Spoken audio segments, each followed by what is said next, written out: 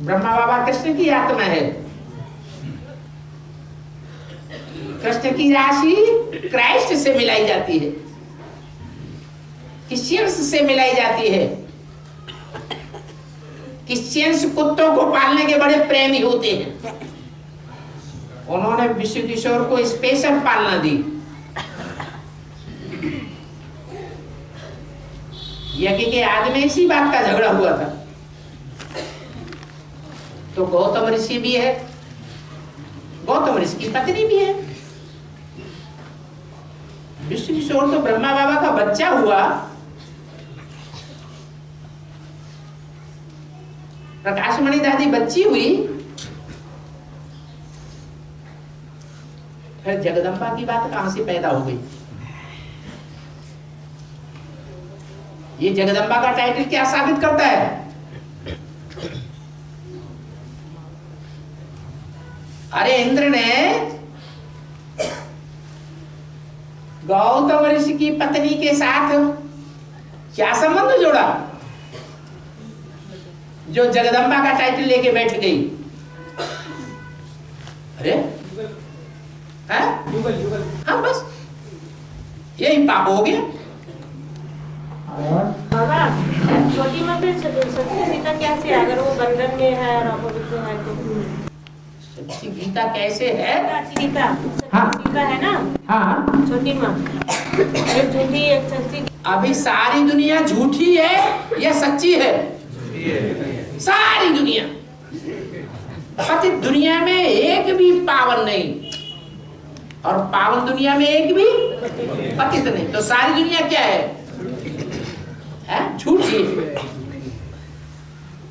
तो झूठी दुनिया है, तो इसमें कोई एक चैतन्य आत्मा झूठी दुनिया के अंदर सच्ची गीता हो सकती है?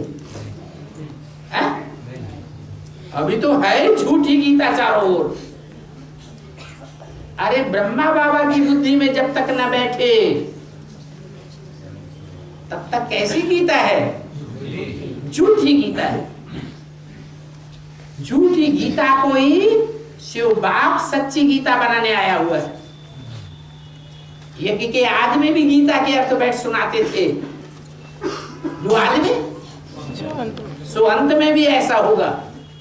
लेकिन बात बोलते हैं ना कि दो सीता है, एक रावण उठा के ले जाता है, एक जो अग्नि में निवास करती है। तो छोटी माँ तो वो वाली सीता। अभी समझाया, बुद्धि में नहीं बैठा।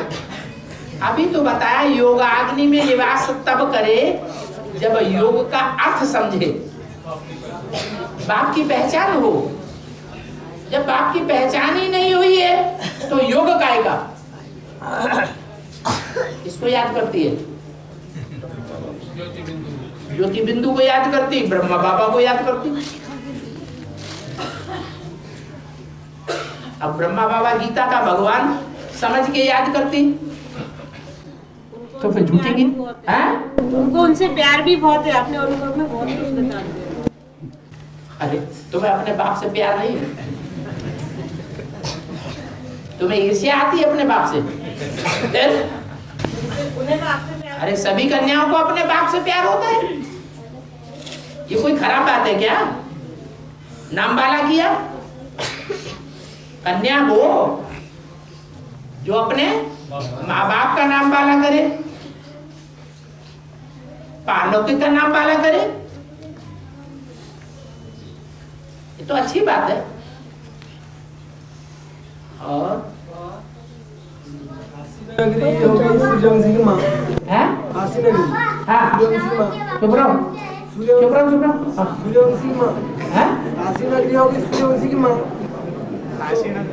योगिनी माँ। हाँ, तो अष्टदेव बोले रामपाली जैसे भाई बन गए है, जैसे भाई। हाँ हाँ, कैसे हो? कैसे हो? दूसरी मन का है ना, तो सूर्यवंशी माँ बन गई। हाँ, तो बाबा ने बोला ना जैसे अष्टदेव राम वाले के भाई, अष्टदेव जो है ना, जो आपस में भाई है ना। हाँ, सूर्य अभी तो मात पिता दूसरे मन के है ना। तो अभी सूर्य और सूर्य के 8 बच्चे प्रकट हो गए।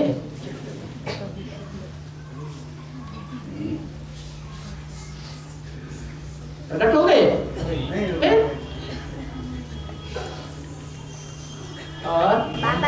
शिवम सुंदरम कार। अरे पहले उसका नंबर कौन बोला था? हाँ रावण के पापा नाम से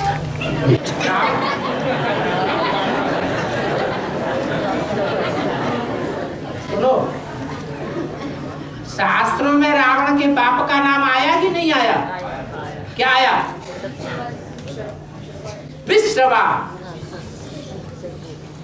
कैसी श्रवण कीर्ति है उसकी? माने विपरीत, जिसकी कीर्ति विपरीत हो गई, ऐसा कुल पैदा हो गया उससे।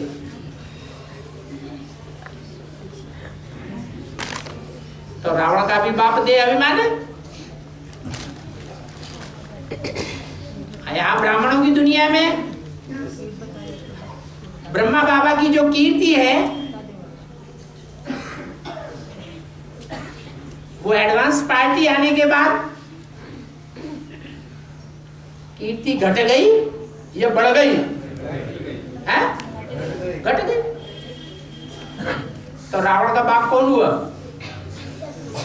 विश्रवण। भी माने विपरीत, श्रवा माने श्रवण कीर्ति।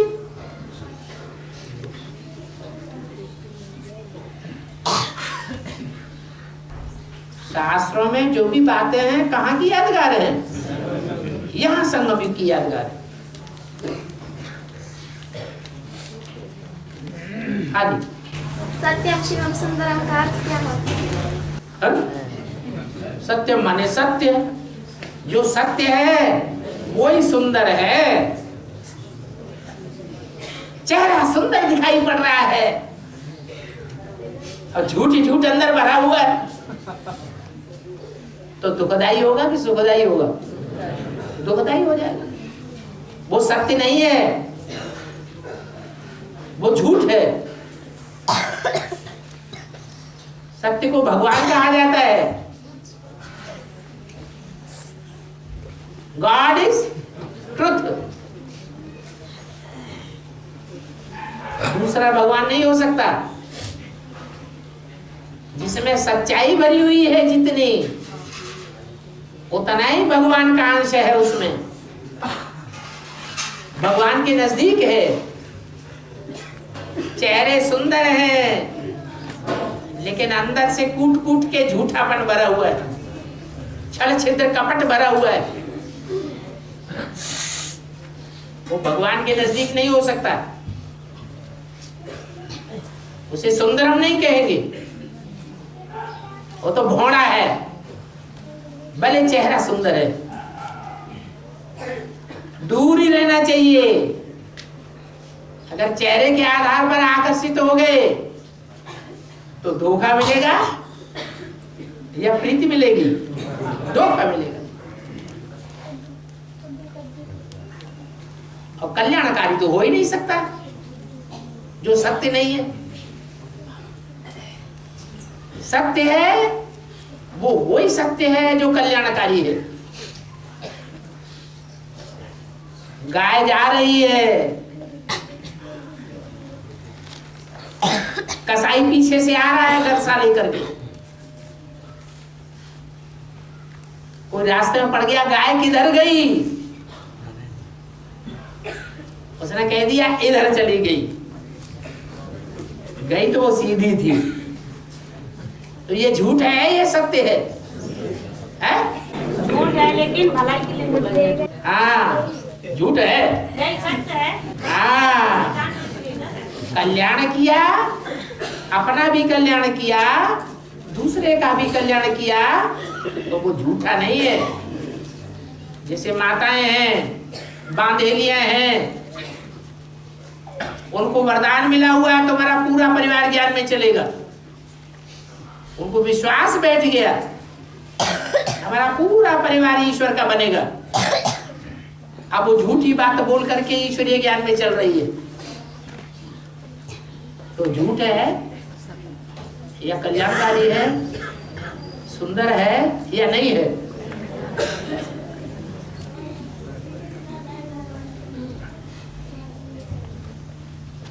सत्य और झूठ की व्याख्या करने के लिए दो पार्टियां होती हैं, जज के यहाँ जाती है कोर्ट में,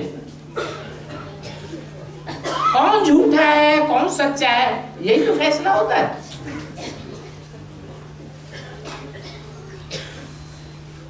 तो क्या सब कोई जानता है झूठा क्या है सच्चा क्या है? झूठ और सत्य की पहचान सबको नहीं होती है, इसलिए हजारों हजार रुपए देकर के वो जज बना के बैठाए जाते हैं।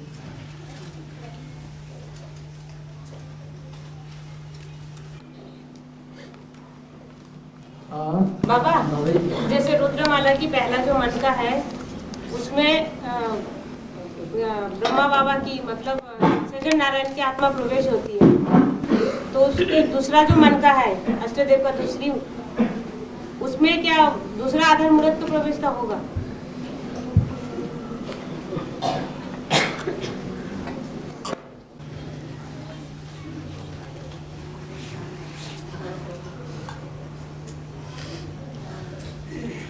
अष्टदेव हैं, देवताएं आस्तिक होते हैं या नास्तिक होते हैं? हैं? देवताएं आस्थावान होते हैं या अविश्वासी आस्थावान होते हैं? तो जो आस्थावान धर्म है वो 8 हैं। उन 8 धर्मों के पूर्वज, सबसे पूर्व की पहली पीढ़ी, वो पूर्वज वही अष्टदेव है।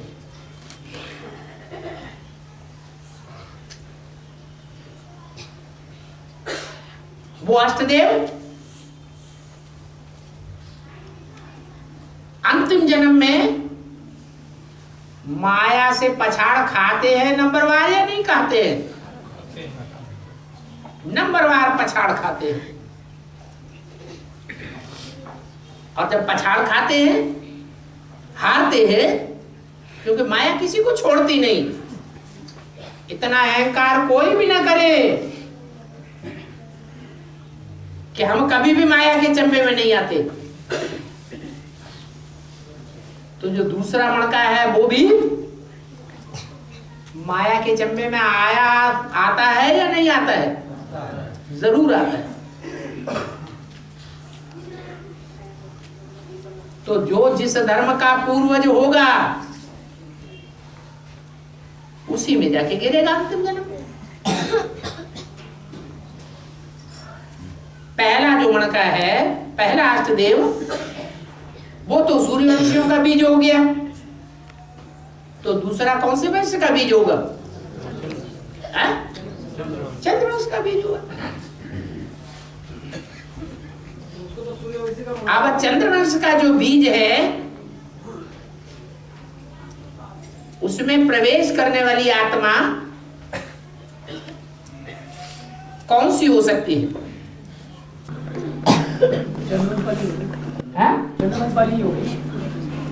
प्रवेश करेगी। सूर्यवंशी जो आत्मा है, राम वाली आत्मा, उसमें तो कृष्ण की आत्मा प्रवेश करती है।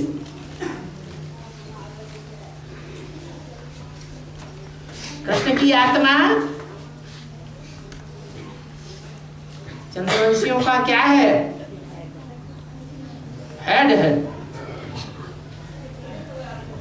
है या नहीं? हेड है।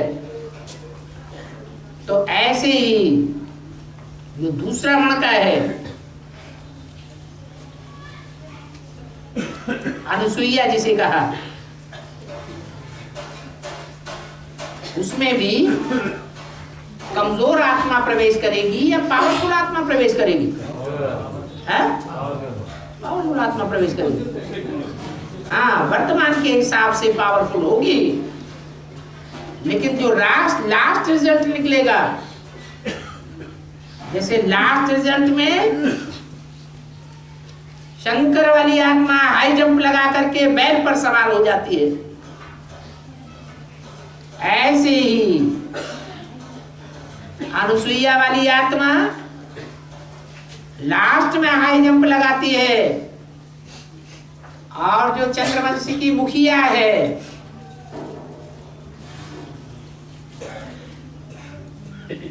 उसको कंट्रोल में कर लेती है। आदि में भी कंट्रोल किया था।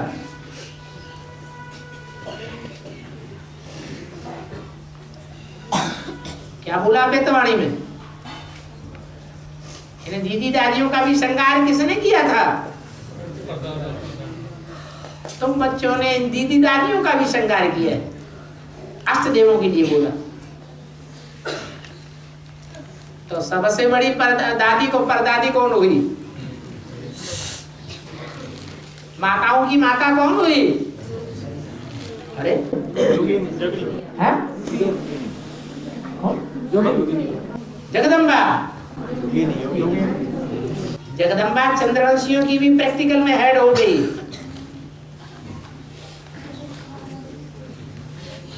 वो पावरफुल पड़ जाती है संगत में।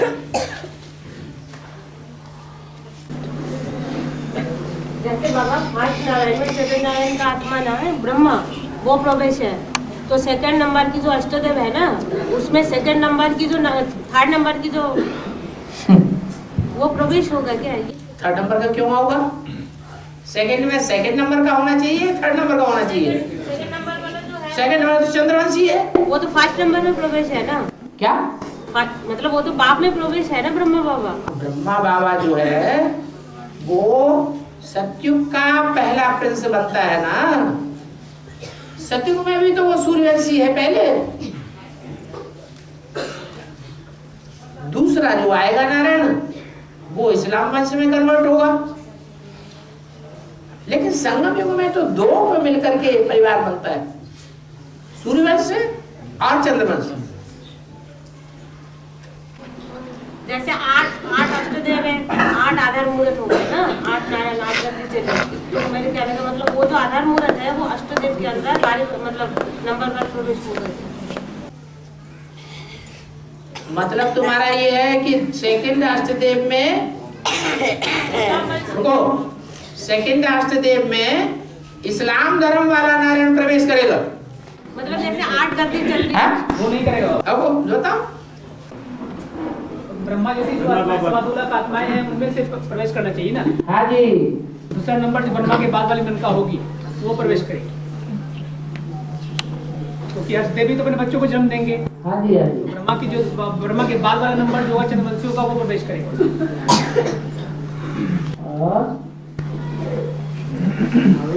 ये अभी मुरली में अर्थ में कहा था, बाप ने भी ये पुराना बुक लिया है, अब तुम बच्चे भी पुराना बुक खरीद करके देखो। बाप ने भी ये पुराना बुक लिया है, प्रारब्ध किया।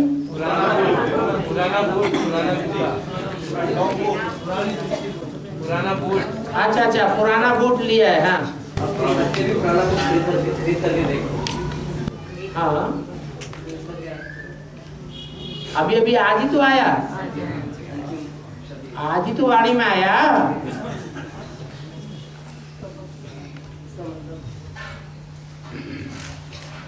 ब्रह्मा बाबा लांगोबूट है, ये ब्रह्मा बाबा से भी ज्यादा उम्र वाला कोई और लांगोबूट है? प्रजापिता लांगोबूट है, खरीद के देखो। है पैसा इतना?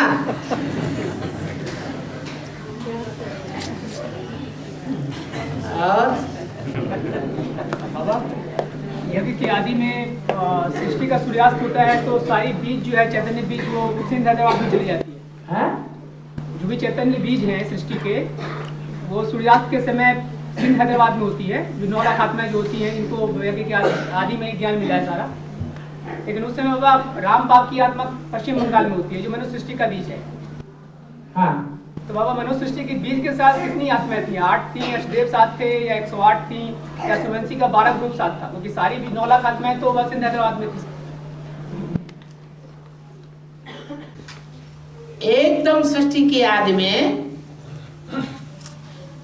जो परिवार बनेगा सूर्यवंशियों का, जब माला बनेगी तो कितनों की माला बनेगी?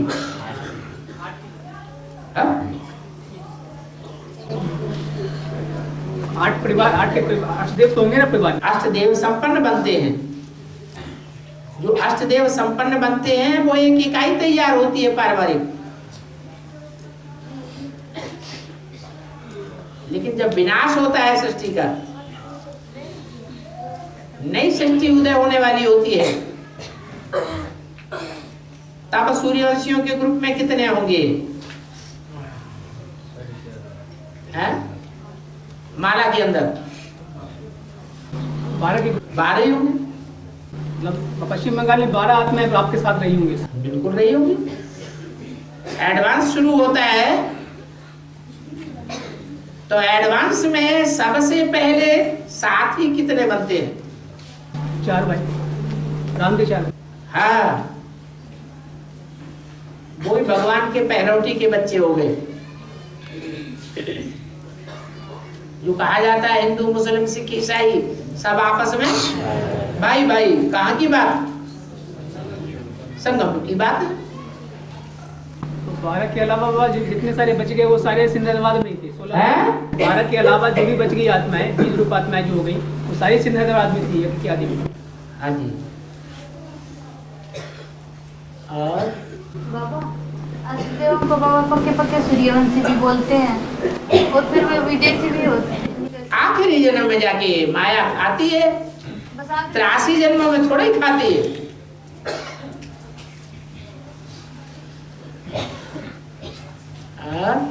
आखिरी जन्म में तो जो मतलब पहला है अष्टदेव, उसको भी माया बिछाड़ती है। पहले को खाती नहीं है लेकिन हिलाई देती है। इसलिए भक्ति मार्ग में गीत भी बनाए हुए हैं। माया नजरिया मारी गई है, ब्रह्मा को मारी, विष्णु को मारी, शंकर की दाढ़ी हिलाई गई है। क्यों? कि एकदम जब सृष्टि का आदि होगा तो पहला पहला विष्णु कौन होगा? संगम में लक्ष्मी नारायण पहला पहला विष्णु हुआ।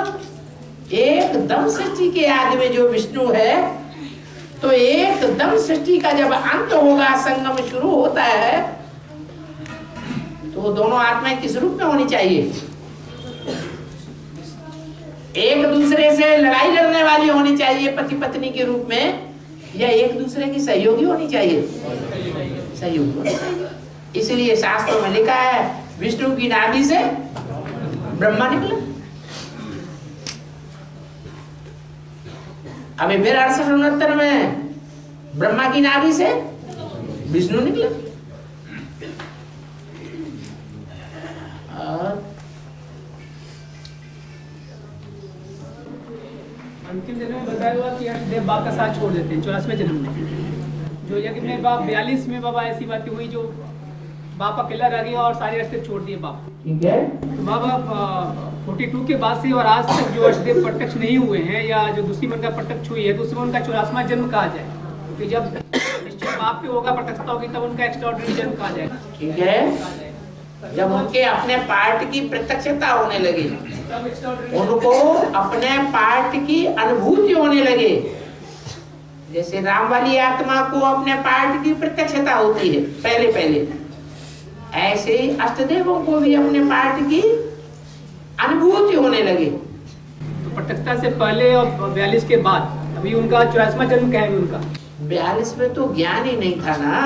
बाप का साथ तो छोड़ दिया ना। हाँ, वहाँ तो वो ज्ञान छोड़ दिया और बाप ने भी ब्रह्मा को छोड़ दिया।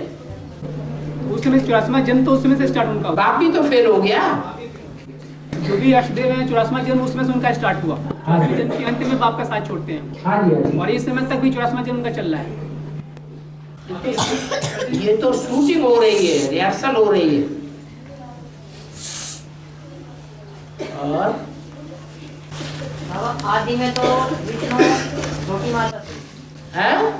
आदि में बताया कि विष्णु की आत्मा छोटी माता थी। विष्णु एक से बनता है या दो से?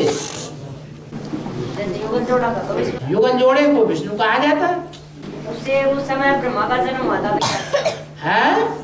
तो 68-69 में कौन से विष्णु का जन्म? 68 में वो आत्मा जन्म नहीं ले गई जो संगमयुगी लक्ष्मी नारायण बनने वाली है। वो नारायण तो थे नहीं ना बाबा, क्या थे? नारायण नहीं है, नारायण सन 76 में प्रत्यक्ष हुआ, नारायणी भी सन 76 में प्रत्यक्ष हुई, लेकिन प्रत्यक्षता रूपी बच्चा पहले जन्म लेता है या पहले गर्भ में प्रवेशता होती है? प्रवेशता होती है, लेकिन तो प्रवेशता हो गई। नारायण तो बोलते नहीं ब्रह्मा के सामने, दादा लेकर के सामने तो बोलते नहीं ना बाबा नारायण वाली आत्मा। ब्रह्मा बाबा कब नहीं थे और कब नहीं है?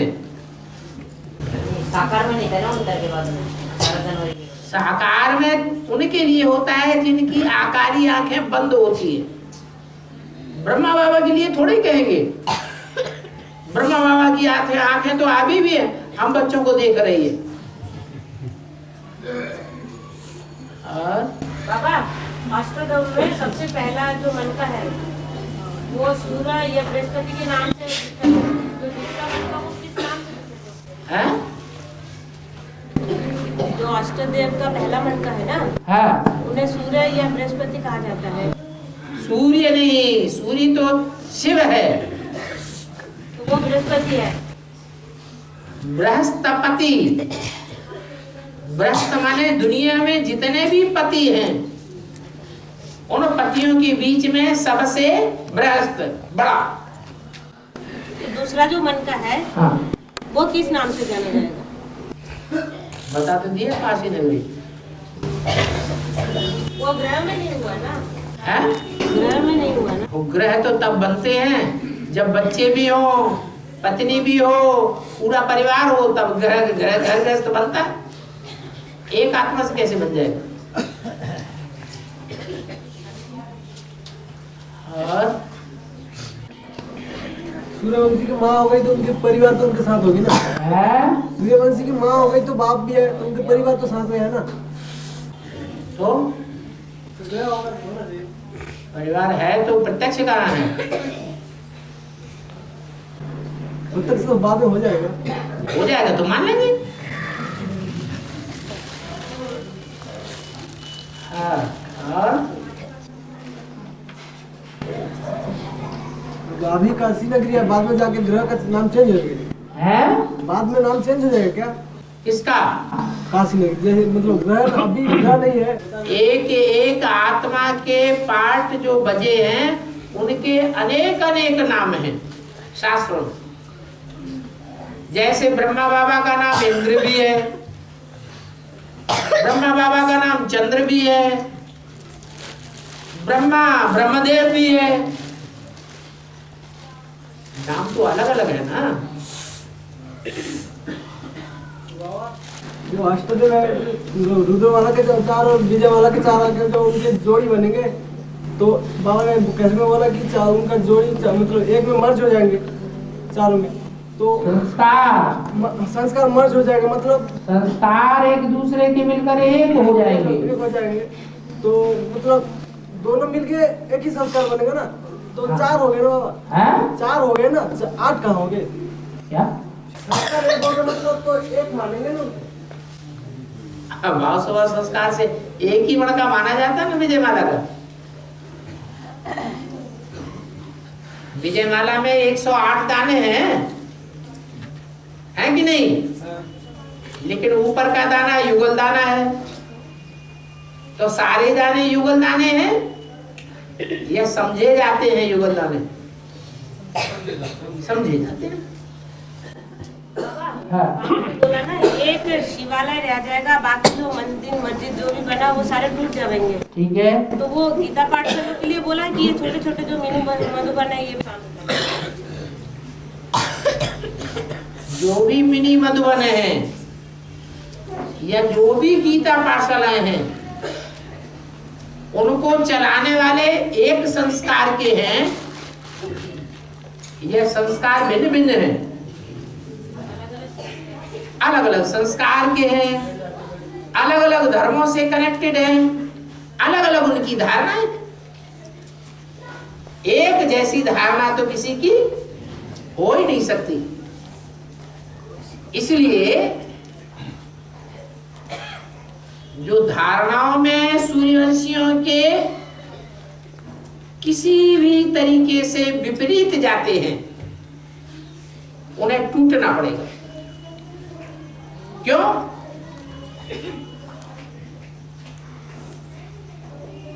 क्योंकि जब विनाश होता है तो ज्योतिषियों की भी मान्यता है कि 9 ग्रह आपस में टकराते हैं। उन 9 ग्रहों में सबसे ज्यादा बड़ा ग्रह कौन सा है? बृहस्पति। तो उससे टकराने से क्या रिजल्ट आएगा? उसका तो कुछ बिगड़ने वाला नहीं है, उसमें तो मुकर्रर रूप से छत्र छाया के रूप में सुप्रीम सोल प्रवेश है।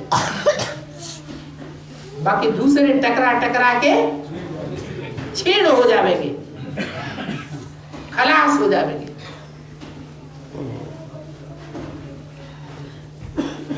उनकी जो धरणियां हैं, धर्मखंड हैं, वो भी समुद्र के गर्त में समा जाएंगे, धर्म ही खलास हो जाएगा। जो झूठी धारणाओं पर वो डटे हुए हैं, वो धारणाएं सब खलास हो जाएंगी।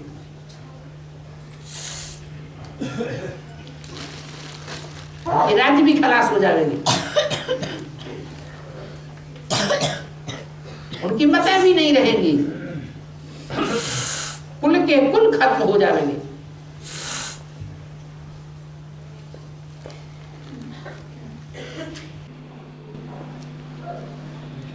तो बाबा ये झूठ और सच आता है तो क्या करना चाहिए? सच चीज है, सत्य के लिए क्या करना चाहिए? पहचानना है।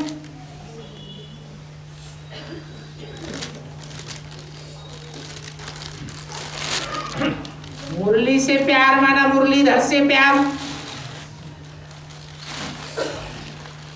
मुरलीधर कोई दूसरा थोड़े ही है, वो तो बिंदी है। वो बिंदी जो निराकार है वो हमको क्या देती है साकार में? मुरली ही तो देती है। तो जो मुरली है, जो वेद वाणी कही जाती है, ब्रह्मा के मुंह से वेद निकले, वो ही सत्य है। उसी सत्य को फॉलो करो।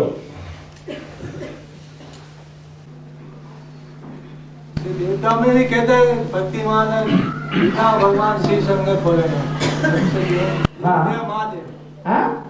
भक्तिमान में भी कहते हैं देव देव महादेव। तो उनसे शंकर भगवान पे शंकर भगवान होता भी है। देवता में भक्तिमान में बता देंगे। देव देव महादेव का मतलब है ब्रह्मा देव, फिर उससे ऊपर विष्णु देव, फिर उससे ऊपर महादेव, और तीनों भगवान नहीं है, तीनों देव ही हैं।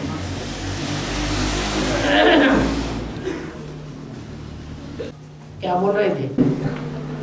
मैं ये बोल रही हूँ, जैसे कोई गलत व्यवहार या कुछ ऐसे वो करते हैं ना बाबा, तो हम भला उसको कुछ बोलते नहीं है, उसके लिए बुरा सोचते भी नहीं है, लेकिन अपने आप को बड़ा महसूस होता है, तो अपने आप को तकलीफ होता है, उससे कैसे बचे? समझ लेना चाहिए कि कोई ने हमको दुख दिया, दुख देने वाली बात की है, तो हमारा किया हुआ ही रिटर्न हुआ है, या उसने कुछ अलग से नया कर दिया? हमारा किया हुआ हमको रिटर्न कर दिया। ज्ञान की उस समय तो बहुत बड़ी चिंतन करते हैं, फिर बहुत देर बाद वो कंट्रोल में आता है ना। तो समय पर ज्ञान काम नहीं आया तो वो ज्ञान किस काम का? बंदूक तो है हमारे पास, शेर ने हमारे ऊपर हमला कर दिया, अब उस समय ना हमें बंदूक की याद आई और ना बंदूक में डालने वाली गोली की याद आई, तो बेकार हो गया ना। इसका मतलब छेद है घड़े में। घड़ा कौन सा है? बुद्ध रूपी घड़ा है। इसमें छेद हो जाता है तो टिकता ही नहीं। समय पर बात काम ना आई, चीज काम ना आई तो उसका फायदा ही क्या है?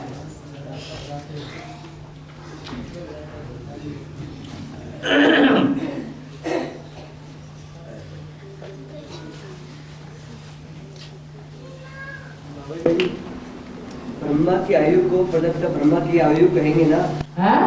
ब्रह्मा की आयु को प्रजापिता ब्रह्मा की आयु कहेंगे ना? ब्रह्मा की आयु माना प्रजापिता ब्रह्मा की आयु, वो तो जरूर इसी समय होगी। प्रजापिता ब्रह्मा की आयु खत्म हो जाएगी। प्रजापिता ब्रह्मा की आयु खत्म हो जाएगी। लंका की वाणी है प्रातः क्लास। हाँ तो खत्म नहीं हुई। प्रजापिता ब्रह्मा की आयु खत्म हुई या नहीं हुई? अरे इसका मतलब तुम ये समझे बैठे कि प्रजापिता ब्रह्मा की आयु चल रही है, चल रही है या खत्म हो गई? खत्म हो गई। कब? 76 में खत्म हो गई। 60 साल की एज में सन 36 में प्रवेश हुआ, 40 साल ऐड हो गए, 100 साल की आयु ब्रह्मा खत्म। ब्रह्मा की आयु सो प्रजापिता ब्रह्मा की आयु।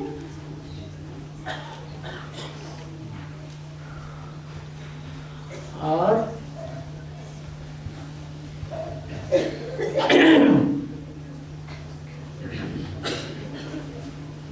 बाबा गीता पाठशालाओं में संगठन क्लास कर सकते हैं जी?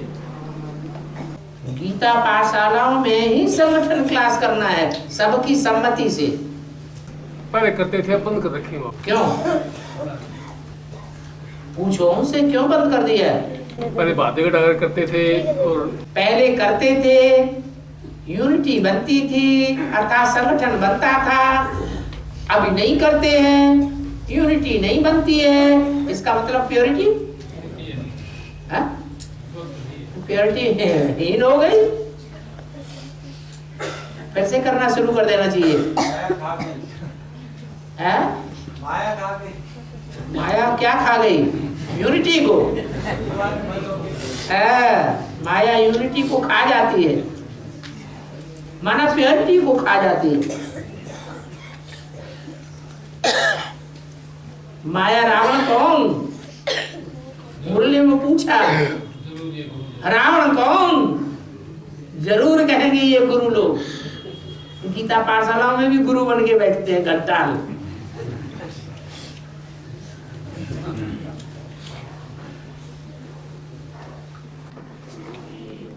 बाबा, अरे क्रोध आता है तो लौकिक में क्या खाना चाहिए?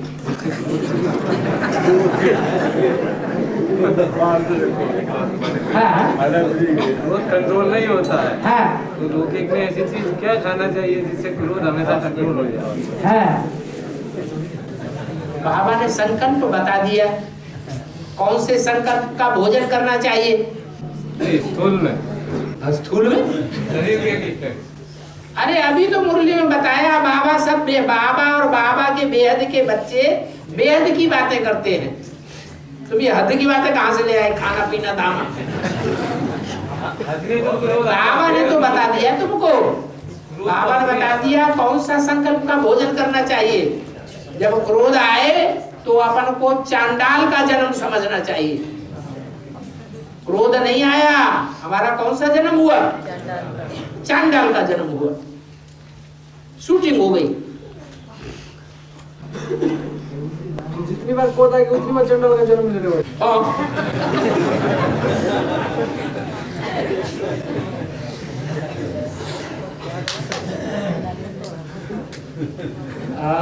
बच्चे इतनी शिकायतें करते हैं, उनसे तो क्रोध करना पड़ता है ना। बाबा ने कहा मना किया कि जो बच्चे जो होते हैं और उन पर माँ बाप बच्चे पर माँ बाप क्रोध करते हैं तो वो दिखावे का क्रोध होता है ये असली क्रोध होता है, तो दिखावे का क्रोध होता है। बच्चे उसी को पकड़ के बैठे हुए हैं कि बाबा ने माना कि क्रोध करने के लिए, फिर भी आप कर रहे हैं। हाँ, लेकिन अगर क्रोध नहीं करेंगे और तुम उल्टा ही काम करेंगे तो घाटा किसका होगा?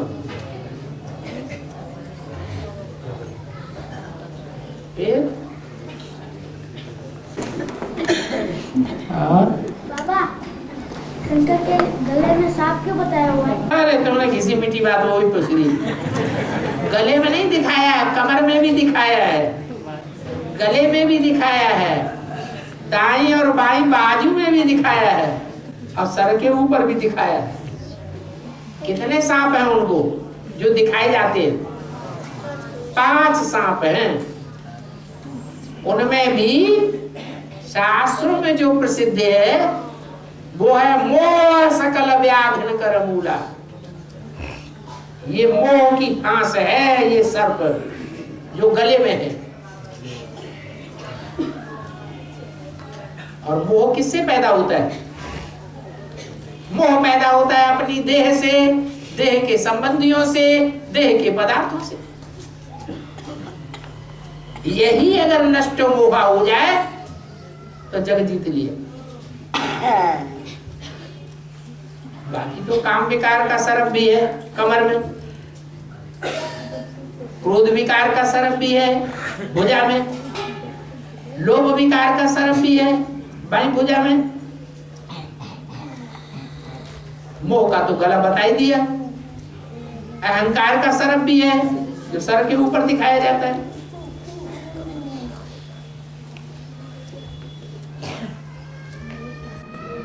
अगर बाबा कोई ज्यादा ही अति करता हो, उस पर क्रोध नहीं करें तो फिर क्या करें? कोई अगर ज्यादा ही अति करता हो अपने साथ, हाँ, मारपीट पिटाई करने के लिए ऊपर आ जाए तो फिर क्या करें?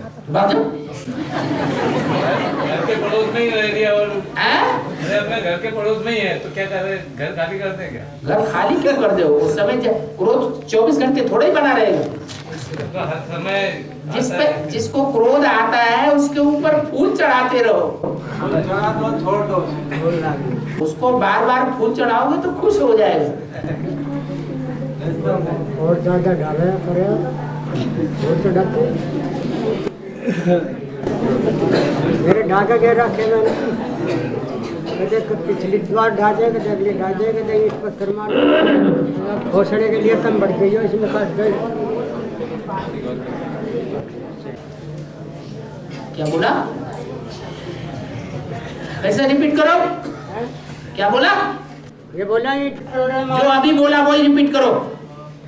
यही तो बोला, अभी रिपीट करो जो बोला। हाँ यही तो बोला। हाँ, क्या बोला? ईंट पत्थर मारे भी ढाजे अगली पिछली, ईंट रोड़े मारे गाड़ी दे। हाँ, हम बढ़ जाइयो इसमें मार कैसे भागो हैं? भागो।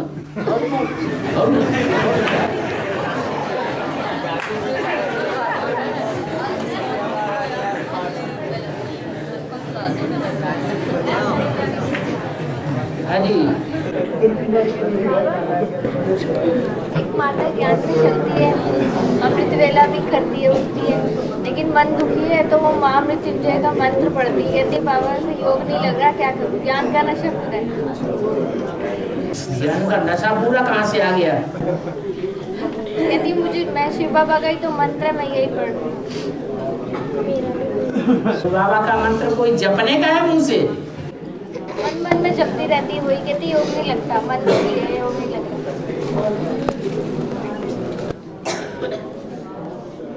तो समझाओ कि शिव बाबा सूक्ष्म है तो उसकी याद भी सूक्ष्म होनी चाहिए। वाचा तो स्थूल है, वाचा कैसे पहुंचेगी?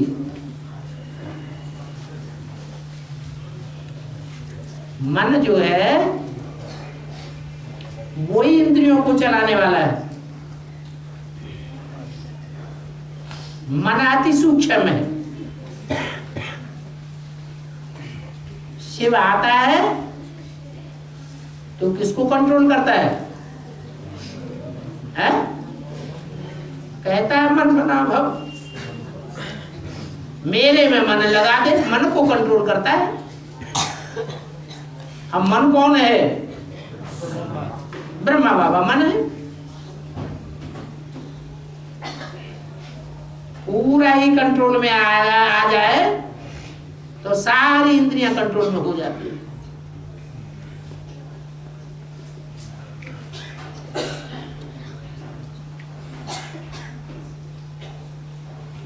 नहीं तो वो भगवान को कृष्ण कहा जाता है, वो भगवान का भैया है। कौन? कृष्ण का नैया, जिसे बलराम कहा जाता है, हलधर। अगर कंट्रोल में नहीं है तो वो हल चला चला के धरणी को चीरता ही रहेगा, विनाश ही कराता रहेगा। इसलिए वो मन कंट्रोल करना जरूरी है।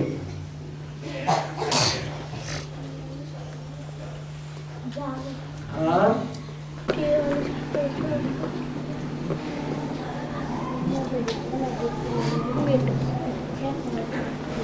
बाबा, ज्ञानी आत्मा तो छोड़ के वगैरह करते हैं दुनिया में, उसका असर पड़ सकता है? विश्वास की बात है। किसी को विश्वास है पक्का कि हम शिव बाबा के बच्चे हैं, हमारे ऊपर कोई का असर नहीं हो सकता, तो नहीं होगा। कच्चा पड़ गया तो असर होगा। विश्वासम फलदायकम। अपना अपना नशा है।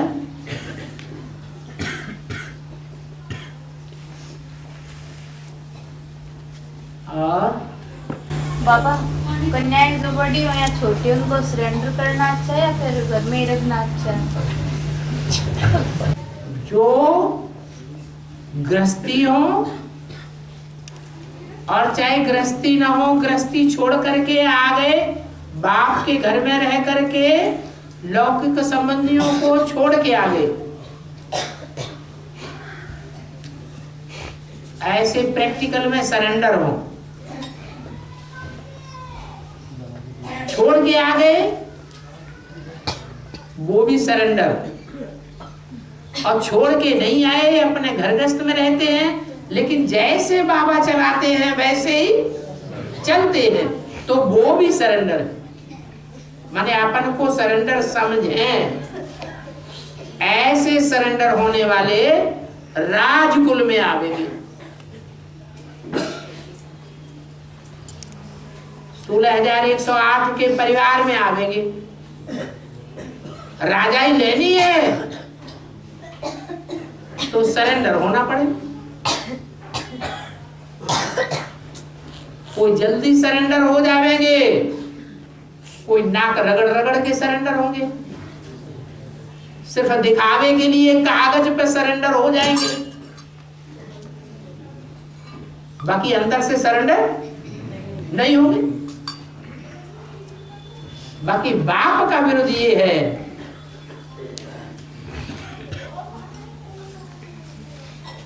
इस ईश्वरीय सेवा में सिर्फ जो सरेंडर होते हैं वो राजाई का वर्षा पाने के लिए सरेंडर होते हैं, बाकी सरेंडर नहीं है तो बड़े बड़े साहूकार बन सकते हैं। साहूकारों के पास भी तो बहुत धन संपत्ति होती है। वो बड़े बड़े साहूकार भी तो राजाओं के साथ गद्दी नशीन होते हैं, कुर्सी डाल के बैठते हैं राजसभा में।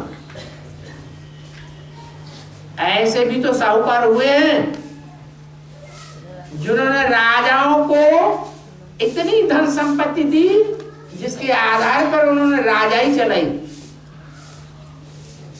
जैसे भामाशाह ने इतनी धन संपत्ति राणा प्रताप को दे दी कि वो वर्षों तक राजाई चलाता रहा। जैसे बाबा बोलते हैं कि सतयुग का जो आखिरी नारायण है वो लोन लेकर के अपनी राजाई चलाता है। राम वाली आत्मा इतना लोन देती है कि उस लोन में उसकी राजाई डूब जाती है। नारायण का राज्य खलास और राम का राज्य शुरू।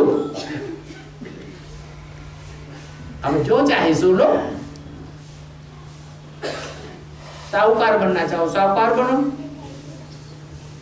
राजकुल में आना हो राजकुल में आ जाओ।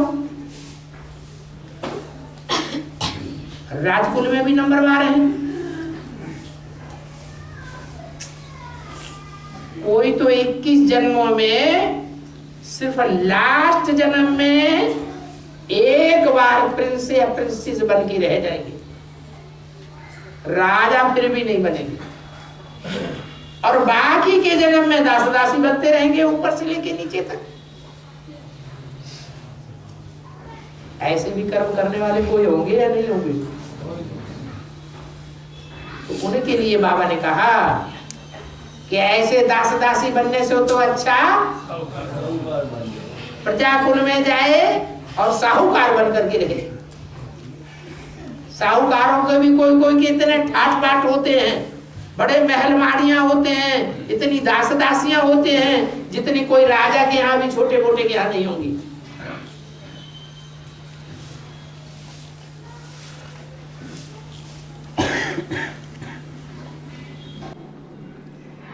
और दास दासी की शूटिंग इस समय कैसे होगी? दास दासी की शूटिंग इस समय कैसे होगी? अब सरेंडर हो गए और जो बाप ने कहा वो इनकार कर दिया तो क्या बनेंगे? दासी बनेंगे। बाबा छोटी कन्याएं जो है वो माँ बाप से पहले कभी दूर नहीं रही और उनको सरेंडर कितनी उम्र में करवाना चाहिए? करवाना चाहिए। कोई कहने जाता है कि कराओ नहीं, फिर भी कन्या भी जाती होगी सरेंडर। करवाने की बात ही खत्म। करवाना माने भीख मांगना, हमें कन्या दे दो। अरे कन्या की मांगनी मुसलमानों में होती है या भारतीय धर्म में होती है? मुसलमान धर्म की शूटिंग करनी है क्या? जिसे अपना भाग्य बनाना हो वो अपने तरीके से अपना कार्य करे। बाबा ने तो बोल दिया एक कन्या 100 ब्राह्मणों से उत्तम है। 100 भाई सरेंडर होकर के कार्य करें, अपने को सरेंडर समझ करके, और एक कन्या अर्पण होकर के कार्य करे तो एक कन्या की प्योरिटी 100 ब्राह्मणों के बराबर है।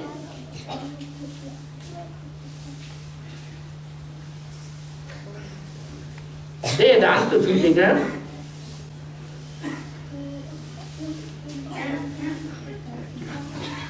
बाकी सरेंडर कराने की तो बात ही नहीं। छोटी कन्या सरेंडर होने की उम्र कितनी होगी? वो 9 साल बता तुझे। भक्ति मार्ग में भी सन्यासी लोग कन्याओं को नव दुर्गा पूजन में पूजन के लिए बुलाते हैं, भोजन आदि खिलाते हैं, तो 9 साल की कन्या को सबसे श्रेष्ठ मानते हैं। जितनी बड़ी होती जाएगी उतनी बुद्धि दूषित होती जाती है।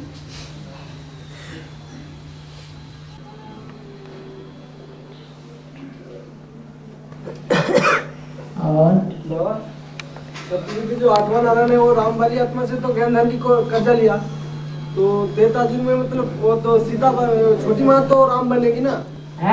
सीता युग में छोटी माँ तो राम बनेगी ना? तो ज्ञान धन का लोन जो 8वां नारायण ने लिया तो राम वाली आत्मा से लिया। तो लिया तो क्या हुआ? राम वाली आत्मा ने पवित्र दुनिया की स्थापना तो नहीं कर पाई? कर पाई? अरे कर पाई? नहीं कर पाई तो किससे सहयोग लिया? साझीदार किसको बनाया? अर्धांगिनी किसको बनाया? लक्ष्मी को अर्धांगिनी बनाया तो आधा हिस्सा देना नहीं पड़ेगा? उधर तो उनको पूरा राजा ही देना पड़े ना 8वां नारायण को। अरे जब आधा हिस्सा दे दिया तो एक जन्म में स्त्री बनोगे, एक जन्म में पुरुष बनोगे। अरे संगम युग में तुम नारायण बन गए तो जब आगे का जन्म आएगा ऊंचा सा ऊंचा तो उसमें उसको हिस्सा नहीं दोगे। तो जिससे ले उसको देंगे ना, जिससे हम कर्जा लिया तो उनको ही देंगे ना। लक्ष्मी से कर्जा नहीं लिया, लक्ष्मी से प्योरिटी का कर्जा लिया या नहीं लिया? फिर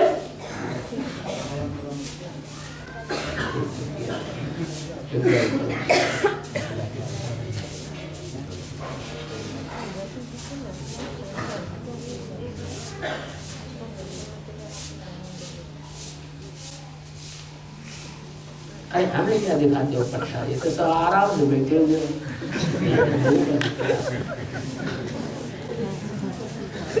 जल्दी जल्दी आते नहीं इसलिए ज्यादा टाइम बैठे रहते हैं। जल्दी जल्दी आते नहीं,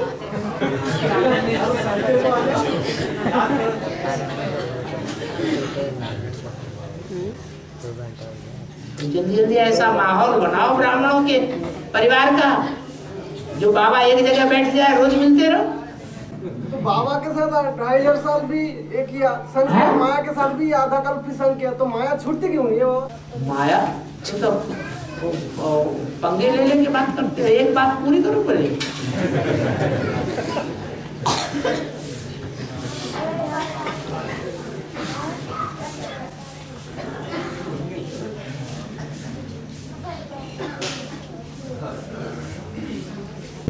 बाबा, बुद्धि ने बोला है कि आत्मिक स्थिति में रहेंगे तो अपने जन्मों को जान सकते हैं।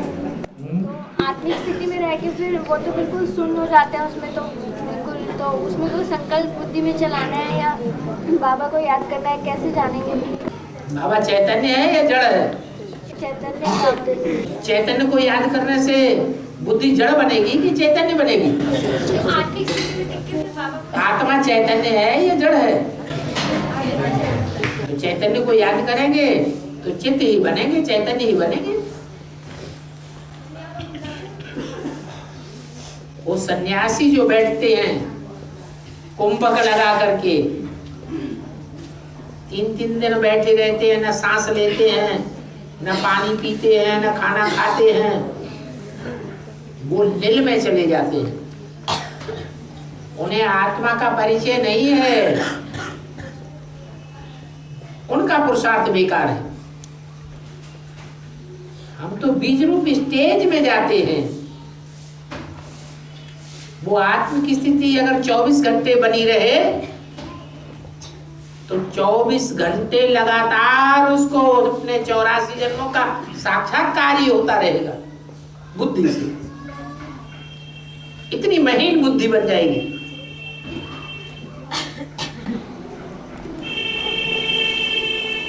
बाबा, स्वर्ग में तो सुख होता है ना, और आत्मा जब स्व स्थिति में चली जाते हैं, मतलब जो स्वर्ग में जाएगा वो पहले स्व स्थिति में जाएगा, वही स्वर्ग में जाएगा ना।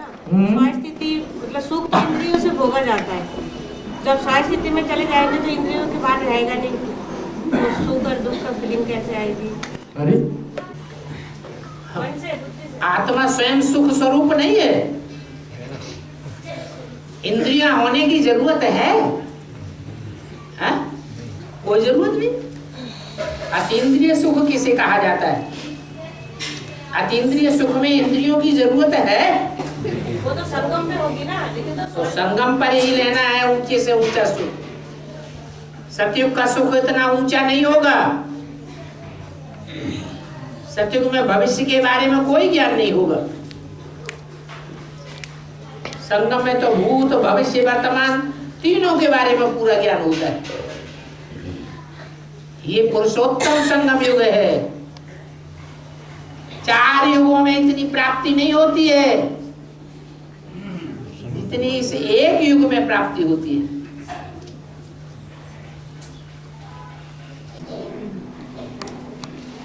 बाबा, भक्ति मार्ग में कृष्ण की 8 पत्नी अधिकाई है, तो बेहद में कौन कौन? 8 धर्म है तो 8 ही खास विशेष राजाइयां हैं।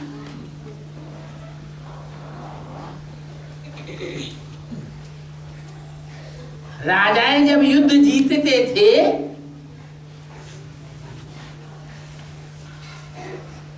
तो जो विदेशी राजाएं होते हैं करते हैं तो जिन राजाओं के ऊपर आक्रमण करके युद्ध जीतते हैं उनकी घरवालियों को अपने कब्जे में कर लेते थे या नहीं? कर लेते थे।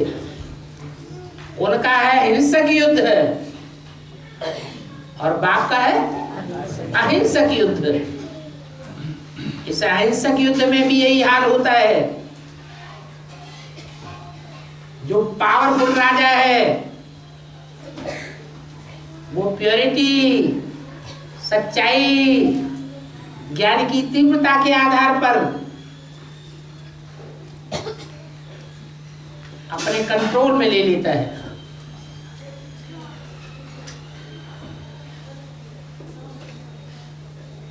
अकेला राजा नहीं होता कभी।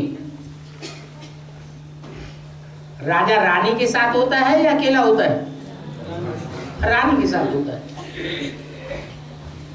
जैसे घर गृहिणी के साथ होता है या बिना गृहिणी के घर हो जाता है? गृहिणी ही घर कही जाती है। ऐसे ही रानी ही राजा ही है। रानी को नहीं जीता लेकिन सारी राज्य को जीत लिया। रानी जैसे राजधानी है, राजा की धारणा शक्ति है। हाँ, सिर्फ हिंसक और अहिंसक का फर्क है। वो विदेशी राजा हिंसा से जीत पाते थे और यहाँ बाप भी विदेशी बनकर के आया हुआ है, लेकिन हिंसा से जीत पाता है, दिलों के ऊपर जीत पाता है या स्थूल रूप में जीत पाता है? दिलों के ऊपर जीत पाता है। तो 8 धर्म की 8 पटरानियां हैं।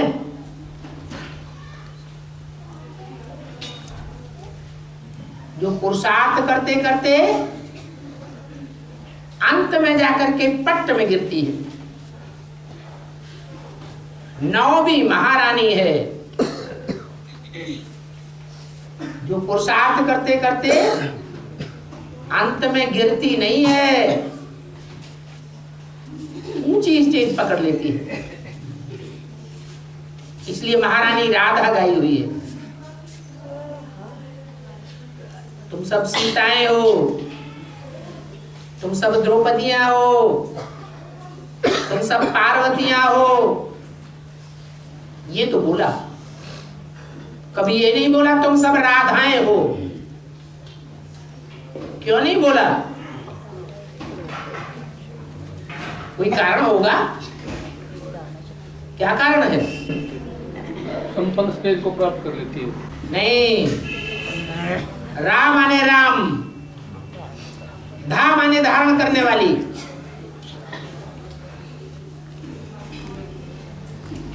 माने राम को अपने जीवन में संपूर्ण रूप से धारण करने वाली।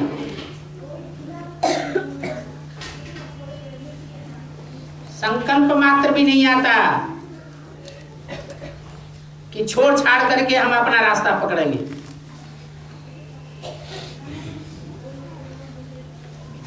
स्वप्न में भी नहीं आता।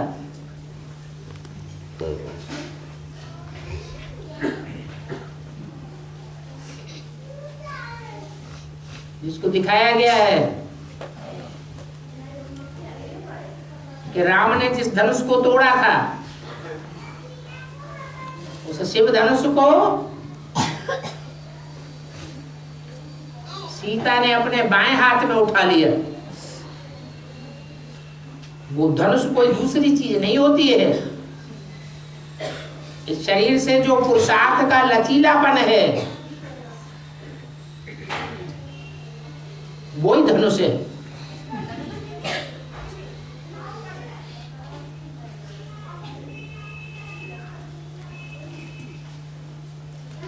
सब पुरुषों को दुर्योधन दुशासन बोला। उनमें रामकृष्ण की आत्माएं भी आ जाती हैं।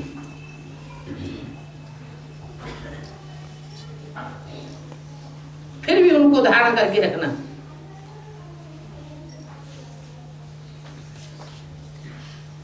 प्रति श्रद्धा विश्वास बनाए रखना, ये बहुत बड़ी बात हो गई।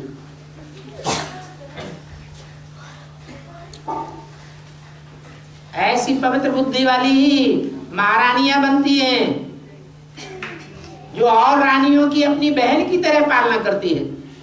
कोई ईर्ष्या देश नहीं तो विकारी बुद्धि हो तो ढेर की ढेर ईर्ष्या द्वेष और शौकिया डाह पैदा हो जाता है।